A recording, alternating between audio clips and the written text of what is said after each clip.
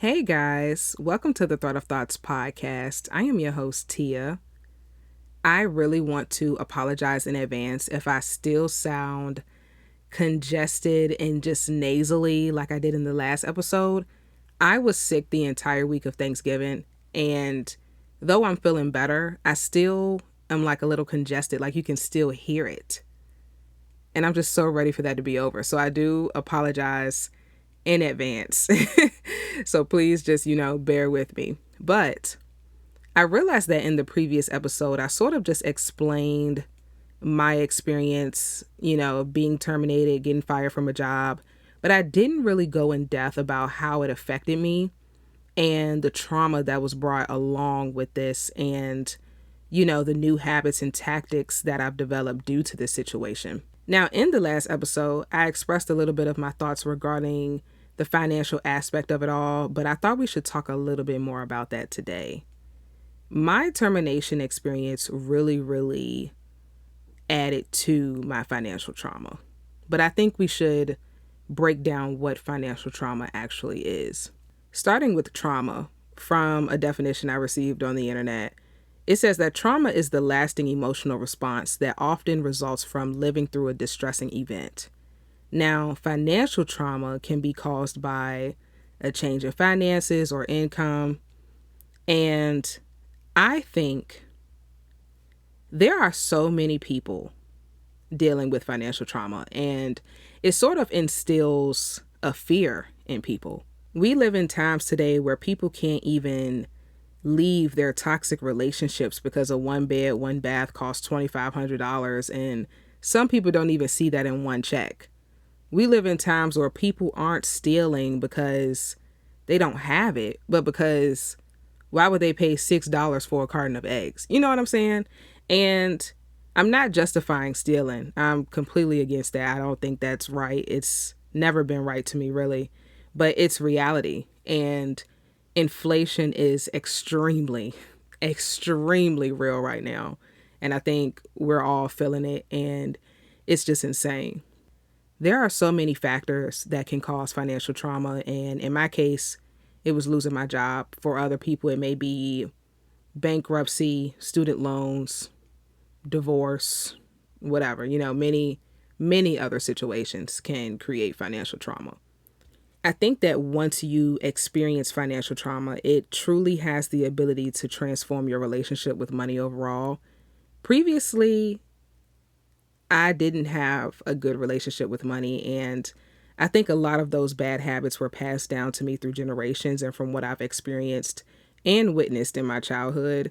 There were certain periods in my childhood where struggle was something I was aware of, but there were also periods in my childhood where struggle was something I wasn't aware of. With any situation, I think it can be extremely challenging to do better and make changes that will place you in the right direction when you don't see it and you don't have it around you. However, I also believe that if you see people in a position you don't aspire to be in, making sure you don't follow in that person's footsteps wouldn't be so difficult. I feel like it's one of those tricky things where many different circumstances could determine how to proceed depending on the situation. With my termination experience, it set me back a lot financially and a lot with the responsibilities that I had. And because I felt that I was wrongfully terminated, I did want to take legal action, but I didn't even have enough money to schedule a consultation with an attorney. But now I do my best with money management, and I do my best with money management because I never want to be in that situation again. Now that I've pretty much touched on the financial aspect of it all, as I said previously, I still want to share the tactics and habits that I've developed from this traumatic experience and how I now just navigate through the corporate world and new jobs and things like that. First, I save. Like I said, I know we talked about the finances, but I never want to be in a situation to where, God forbid, but if I am wrongfully terminated to where I can't even afford to speak with an attorney. I think that if you can save, save something.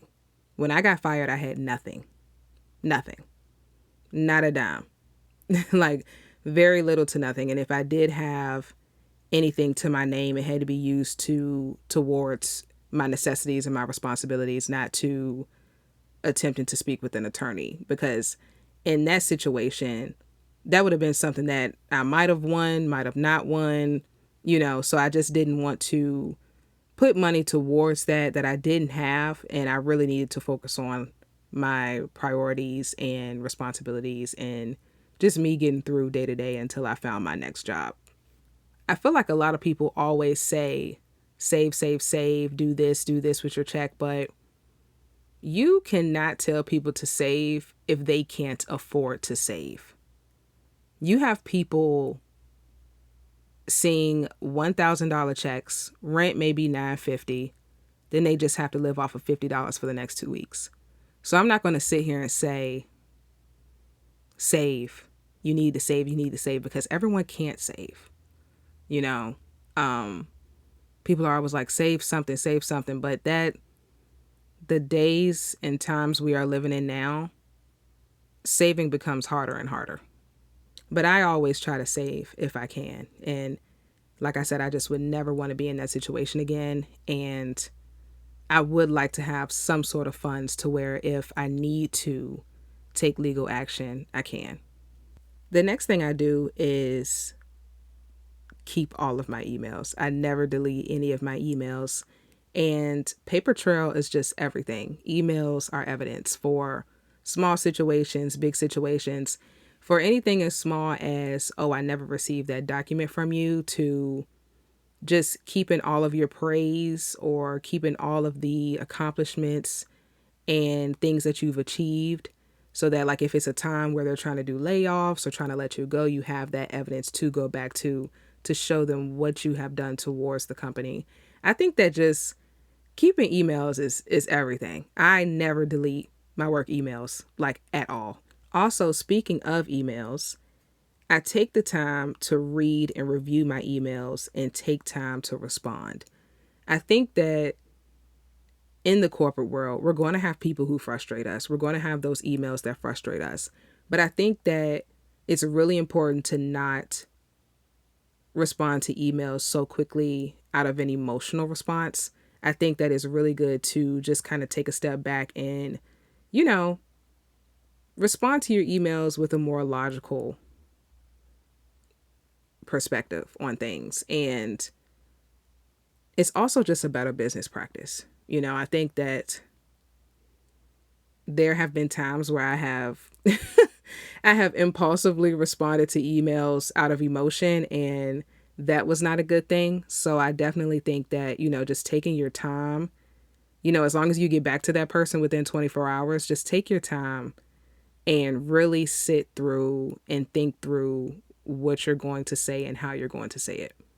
Next, I make sure I keep everything from the job description to when I applied to my offer letter to benefits information to, like I said, I never delete my emails. I keep all of my emails of everything. I also keep a record of my praise in the organization. I even think that when you decide to exit an organization, you should keep all of your exiting documents as well. I just think it's so important, holding on to your documents. They might send you stuff in the mail. Just keep everything. It is truly vital. I also now never overshare with leadership or HR or my coworkers, anyone in the company. I wouldn't say that I necessarily overshare, but like I said in my previous episode, I have brought concerns to my manager regarding HR, and that was not a good thing to do. That was a major mistake. So I fake it till I make it in the interview process, and I also fake it till I make it in the job. Speaking of faking it till you make it, the next thing on my list is actually staying positive. And even if I'm not always feeling positive, I just have to fake it.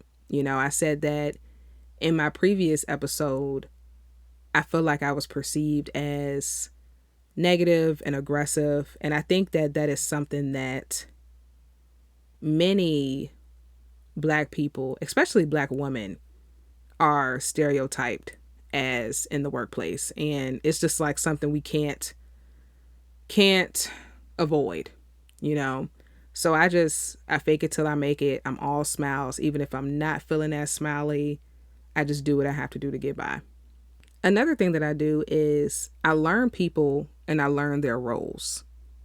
I think it's important to know who you're talking to about what they can and cannot help you with, and just who you need to go to for future things. I think that is so important. And lastly, I just like to keep things very concise, very brief. Go to work, leave work. I don't want to talk about kids and pets. I don't even want to talk about the weather. I'm there to do my job. I'm there to talk about the work. And that's pretty much it. Getting fired has truly taught me that anything can happen at any time. And honestly, that's just life, right? It taught me that it could have been my fault, but it also couldn't have been my fault, because I'm not a part of leadership and I don't understand their decision-making processes. It taught me that it's nothing to be ashamed of because I still am who I am and life still goes on regardless. It taught me that setbacks only happen for major comebacks. I think that anytime a person is terminated from a job, it is a blessing in disguise. I truly do. But that is all that I have for you guys today. Thank you so much for listening. I always, always, always appreciate it. Make sure you listen, follow, subscribe on Spotify, Anchor, and Apple Podcasts. And also make sure you follow the podcast Instagram at Thread of Thoughts Pod. And we'll talk soon.